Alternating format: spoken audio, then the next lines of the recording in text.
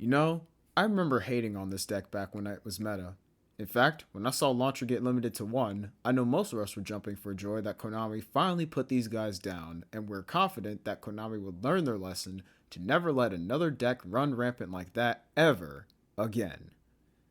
Now, whether or not that final scenario happened or not is entirely up for debate, but eventually they did put them under house arrest by limiting Launcher to 2, and I started getting worried, but months went by and nothing changed. Which is why I wasn't surprised when they cleared Infernity of all charges and released Launcher entirely.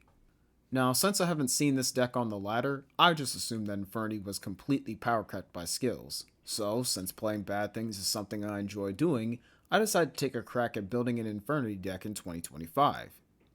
While throwing Kokopakapu in there. Come on, I'm pretty sure you guys saw this coming, and if you didn't, you should watch my last 2 videos. They were pretty good. It's a given that this was going to happen, and I have to complete the trilogy. Anyways, this is the deck currently, and I'll be honest, I didn't think that Infernity and Earthbound Immortals would mix really well. Obviously you need a field spell, resources to get it out, and a way to get the Immortal when you need it. But to my surprise, this deck can actually do these 3 things really well. Pawn can get Void Expansion, which is a field spell that makes free tokens, which is a plus. Then you have 100 Eyes Dragon, which is a potential threat in its own right that can search for the Immortal upon its destruction, and the deck is pretty good at swarming the field with materials when you need them, so far, so good. The only problem is that Infernities require you to have an empty hand to activate their effects, so you want to have as few bricks as possible in your hand to make sure you aren't completely screwed during your turn. And what is Kokopakapu without a field spell? A big old brick. Luckily, Konami came through with a skill that is perfect for situations like this, Precious Cards of the Dark, which lets you send 1 card from your hand to the bottom of the deck to draw 1 new card. So if you happen to get Kokopakapu in your starting hand, just shuffle it back in, and now you know for a fact that it's going to be on the bottom until you shuffle it again, which happens a lot with Infernities, but in the very least you can unclog your hand to give yourself some more time to set up for the summoning of your Immortal. The main deck is full of Infernity cards that are staples of regular Infernity decks, so they really shouldn't need much explaining. I do want to mention that Dark World Dealings is a great card in this deck since it can not only set up your hand and graveyard, give you the cards that you need, it also might make your opponent discard cards that they need or give you an idea of what they are planning for their turn. Now moving on to the extra deck, 100 Eyes Dragon is just used as a mini boss before Kokopakapu. Void Ogre Dragon is a negate, and Infernity Doom Dragon is not only a removal card that does double damage, but also gives the 2 Synchro Dragons more potency by giving them 2 attacks on monsters. For base link monsters, we have Decode Talker, Puzzle Amino the Drop and Deleter, Salamangreat Almydra, and Underworld Goddess of the Closed World. Decode Talker is a protection on the end board, Puzzle Amino is a level adjuster for Synchro monsters, but it can be used as removal in pinch situations, and Underworld Goddess is pretty much a kaiju with protection and an amazing graveyard negate. As for Salamangreat Almydra, its protection effect is fine, but this card is primarily used to trigger Infernity Sage's effect, so feel free to replace it for literally anything better.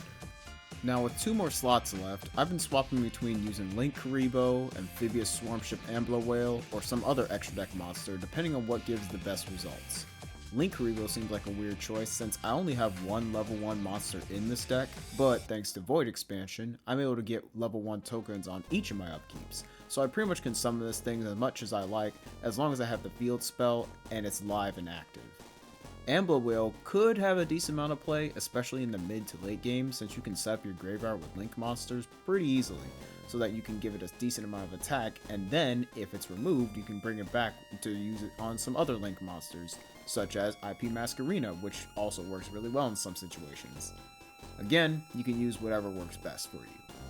To get more in depth, playable turn 1 hands will usually have card combos like Infernity, Launcher, and Sage. There are a few other variations such as Sage and Transmodify, Archfiend Launcher and Wildcat, or Archfiend Necromancer and Wildcat. Any other hand without at least some of these pieces are usually unplayable, so if you do try this out, feel free to experiment to prove me wrong, and let me know, I really worked hard on this. The primary line is a typical Infernity end board, all about setting up negates with Infernity Barrier and Void Ogre Dragon, while protecting your board with Decode Talker. You usually want an Infernity Archfiend in attack position so that you can activate Barrier and have Decode Talker pointing at an Infernity Sage, since if you tribute Sage using Decode Talker's effect, you can activate it to send an Infernity monster from your deck to the graveyard, further opening up plays for your next turn. The best targets for this are Infernity General, Infernity Pawn, and Infernity Conjurer. Otherwise, just throw away a card you wouldn't want to see on your next draw, such as Wildcat or another Sage. In the case that you don't have a tuner, there is a secondary link line you can go through. Overall, you are mainly just trying to go into Underworld Gods of the Closed World during your opponent's turn. So, going first, you would usually want Sage, Wildcat, Conjurer, and Barrier or Break in your starting hand. This allows you to end with Almydra, Wildcat, Masquerena, Conjurer, and one of the other traps. Going second, you just kinda gotta work with whatever you got. It just depends on what's happening. And now finally, the Earthbound Immortal Kokapakapu. Just like in the anime, it's just used as an endgame boss monster. So if you're playing to win, you'll almost never get this thing out, simply because you either beat them too quickly or you just lose instantly by getting a dead hand. Effectively, it's just an attempt at making Kokapakapu playable without a dedicated skill, since quite frankly, I don't really think that it needs one. But there isn't really much more to say about this. Overall, Infernity is a complicated playstyle with lots of combos and recovery, all based around decision making, correct setup, and a little bit of luck on the draw. So I can see why people enjoy Infernity. It doesn't make building a full board into gates any less degenerate, but that is kind of the only working playstyle they have currently. Alright, anyways, that wraps up the original Earthbound Immortal trilogy and their main decks.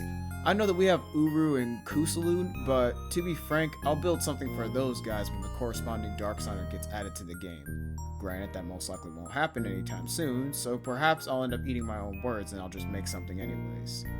Though there is a different set of boss monsters that I always wanted to make a video on for quite some time, so hopefully I'll see y'all in that video.